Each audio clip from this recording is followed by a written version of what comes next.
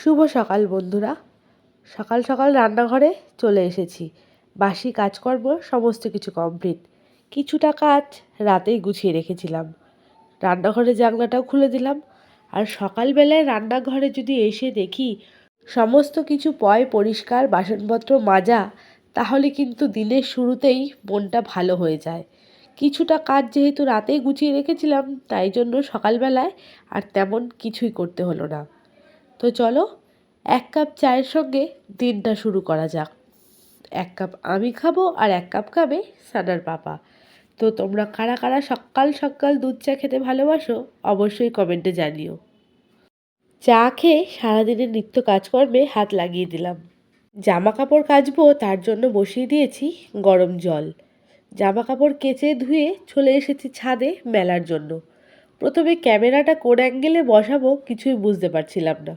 বেশ অনেকগুলোই জামা কাপড় জমেছিল, সেগুলো কেচে ধুয়ে নিয়ে চলে এসেছি। তবে আজকে আকাশে এত রোদ উঠেছে কি বলবো। এরকম রোদ থাকলে না জামা কাপড় কাচা ধোয়া করতেও বেশ ভালো লাগে। ধুয়ে মেলে যাও আর চটপট কিন্তু শুকিয়েও যায়। কদিন ব্যস্ত থাকার কারণে ঠিকঠাক ভিডিও দেওয়া হয়নি, তাই আজ থেকে আবার জোর কদমে কাজ শুরু করলাম। সত্যি কথা বলতে আমাদের সংসারের প্রত্যেক দিনের যেমন কাজকর্ম, সেই রকমই কিন্তু ভিডিও দেওয়াটাও আমাদের রেগুলার কাজকর্মের মধ্যেই পড়ে। যেহেতু প্রফেশন হিসাবে ইউটিউবে ভিডিও আপলোডটাকে বেছে নিয়েছি, তার জন্য কিন্তু কামাই দিলে মনের মধ্যে একটু উসখুসানি থাকলেও কিন্তু কর্মব্যস্ততার জন্য রেগুলারিটি মেনটেন করা হয় না। তো চলো, আজ থেকে আবার জোর কদমে শুরু করা যাক।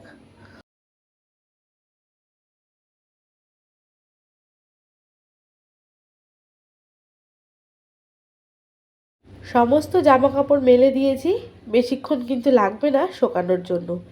আর ঝলমলে আকাশ সত্যি দেখতেও কিন্তু খুবই সুন্দর লাগছে, একদম নীল স্বচ্ছ।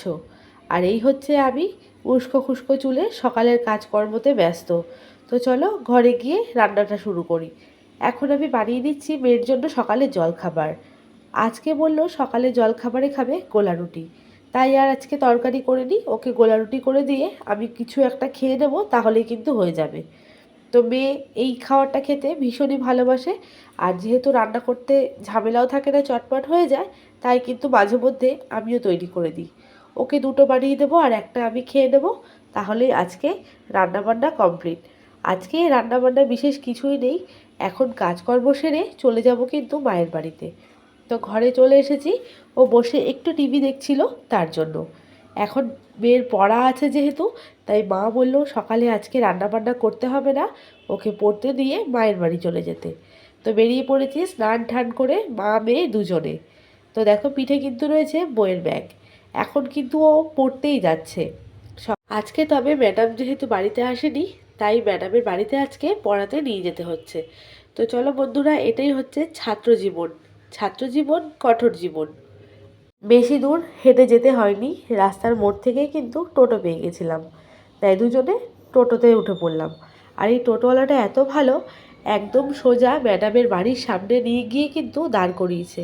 হ্যাঁ, 10 টাকা বলতে পারো বেশি নিয়েছে, তো ঠিক আছে, টাকা বেশি নিলেও আমাদের যেখানে যাওয়ার সেইখানে ঠিকঠাক আমাদের পৌঁছে দিয়েছে।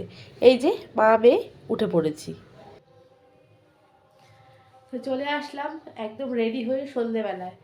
তো তোমরা তো দেখতেই পেলে যে গিফটের দোকানে গেছিলাম ব্যাগ কিনতে। ব্যাগটা কি ব্যাগ কিনে নিয়ে আসলাম তোমাদেরকে আর দেখাইনি। দাঁড়াও তোমাকে একটু তোমাদের ব্যাগ ক্যামেরা করে দেখিয়ে দিই যে কোন ব্যাগটা কিনলাম। এই ব্যাগটা কিনেছি। সানার যে একটা এরকম ব্যাগ রয়েছে, খুব মানে ইউজফুল এই ব্যাগগুলো। আমি এরকম ব্যাগ অনেক কাউকে গিফট দিয়েছি। আর যেহেতু মেয়ে, তাই মিকি মাউসেরই নিয়েছি। ওগুলোও ছিল, কিন্তু ওগুলোর থেকে আমার মনে হলো যে এইটাই বেশি ভালো লাগছে। তো কেমন হয়েছে বন্ধুরা গিফটটা অবশ্যই তোমরা জানিও। এদিকে দুদিকে পিঠে নিয়ে নেবে। আর এই হচ্ছে গিফট। চলো প্যাকেটে ভরে দিই। পাড়ার মধ্যে তো, তাই এই শাড়িটাই পরলাম। অবশ্য এর ওপরে সোয়েটার পরবো।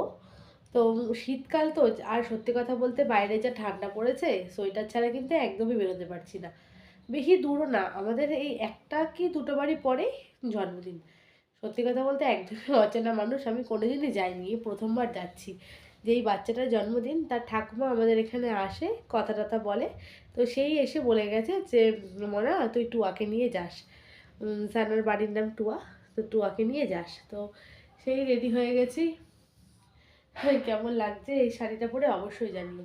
মায়ের বাড়িতে গিয়ে কি ভিডিও করব, ওখানে গিয়ে কোনো ভিডিওই করতে পারিনি। আর এই যে সানা ওখানেই দাঁড়া, যেহেতু বাইরে ঠান্ডা, ভেতরে একটা করসুলের গেঞ্জি পরিয়ে ওপরে এই সোয়েটারটা পরিয়ে দিয়েছি আর নিচে জিন্স পরেছে, ব্যাস এটাই পরিয়ে দিয়েছি। আর মায়ের বাড়িতে গিয়ে কি ভিডিও করব, ওখানে সত্যি কথা বলতে কাজকর্ম করতে এতই ব্যস্ত হয়ে গেছিলাম আর পারিনি। তো বাবা আবার সেই বাজারে গেল, গিয়ে ওখান থেকে নারকোল, দুধ, চালের গুঁড়ো সমস্ত কিছু আনলো। তো তারপরে দুধ পুলি বানিয়ে বাবাকে খাইয়ে, ভাইকে খাইয়ে তারপর বাড়ি ফিরে আসলাম। তো চলো বন্ধুরা, বাইরে যাব, রিঙ্কাদি অপেক্ষা করছে, তো দেরি না করে যাই। কেননা এখন বাজে 9:45 বাজে, 8 ঘন্টা তো কম করে লাগবেই। এসে আবার সানার পাপার জন্য ভাতও বসাতে হবে। মা ডাল তরকারি সমস্ত কিছু পাঠিয়ে দিয়েছে, শুধু ভাতটা করলেই ওর পাপার রাতের খাওয়ার হয়ে যাবে। তো চলো দেরি না করে বার্থডে বাড়িতে যাই, এসে আবার কাজকর্ম রয়েছে। নিয়েছি সোয়েটার, আর সত্যি কথা বলতে বাইরে যা ঠান্ডা, সোয়েটার ছাড়া কিন্তু কোনো গতিই নেই। পায়ে কিন্তু অবশ্য মোজাও পরে নিয়েছি, বিভৎস ঠান্ডা। অনেক দিন পরে কিন্তু শাড়ি পরলাম। কেমন লাগছে শাড়ি পরে অবশ্যই কমেন্টে জানিও। তো চলো, আর শাড়ি যেহেতু পরা হয় না, অভ্যেস নেই, তো একটু আনকমফোর্টেবল লাগছে। তো চলো যাই। তো চলে এসেছি, আর যার হাতে গিফটের প্যাকেট দেখছো, এই পুচকুটারই কিন্তু বার্থডে। সানা গিয়ে গিফটটা দিয়ে এসেছে। তো আমি বললাম ওকে যে খুলে একবার দেখ তোর গিফটটা পছন্দ হয়েছে কি না। তো যাই হোক, মিকি মাউসের যেহেতু ব্যাগ ছিল, পছন্দই হয়েছে। কিন্তু যতই সুন্দর গিফট দাও না কেন, বাচ্চাদের কিন্তু র্যাপিং করা গিফটের ওপরই নজর থাকে বেশি। তো ও ব্যাগটা দেখে সাইডে রেখে দিল, কতক্ষণে ওই র্যাপিং করা গিফটটা খুলবে। কিছুক্ষণ পরে সানাকে দিয়ে দিল কাপ কেক। ছোটো ছোটো বাচ্চাদের জন্য সব কাপ কেকের আয়োজন করেছিল। তো সেটাই সানা বসে খেয়ে নিচ্ছে। আমাদেরকেও কেক দিয়েছিল, তবে হাতে পিস করা কেক দিয়েছিল। আর এই রকম গেটের সামনে সুন্দর করে ডেকোরেশন করেছিল, আর পাশেই খাওয়া দাওয়ার ব্যবস্থা করেছিল। তো যেহেতু তাড়াতাড়ি বাড়ি চলে যাব, আমরা ভেতরটা আর বেশিক্ষণ বসেনি, চলে এসেছি। আর খাওয়া দাওয়ার এখানেই যে একটু রাত হবে, ভিড়টাও কিন্তু বাড়তে থাকবে, তাই ভাবলাম ফাঁকা থাকতে থাকতেই খাওয়া দাওয়াটা শুরু করে দিই। আর এখানে চেয়ার টেবিলও ফাঁকা ছিল, তাই সময় নষ্ট না করে চলে এসেছি খাওয়া দাওয়া করতে। আর এই পাশে কিছু লোকজনও কিন্তু বসে পড়েছে, আর এই পাশে এখনও টেবিল সেটিং চলছে। তো চলো বসে পড়ি। বসার সাথে সাথেই দিয়ে দিয়েছে প্লেট আর জলের বোতল। এখানে সত্যি কথা বলতে সবাই অচেনা মানুষ, কাউকেই কিন্তু তেমনভাবে চিনি না। তো জল দেওয়ার পরপরেই চলে এসেছিল পকোড়া আর সস।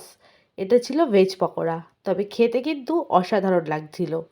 আর মেনুতে ছিল ফ্রাইড রাইস। ফ্রাইড রাইস ছিল কষা মাংস, চাটনি, পাঁপড় আর মিষ্টি। মাংসটা কিন্তু একদমই ঝাল ছাড়া হয়েছিল, যেটা বাচ্চাদের জন্য পারফেক্ট। এটাই ছিল আজকের মেনু। তো খাওয়া দাওয়া সেরে কিন্তু আমরা বাড়িতেই চলে এসেছিলাম। আজকের ব্লগ কিন্তু এইখানেই শেষ করব।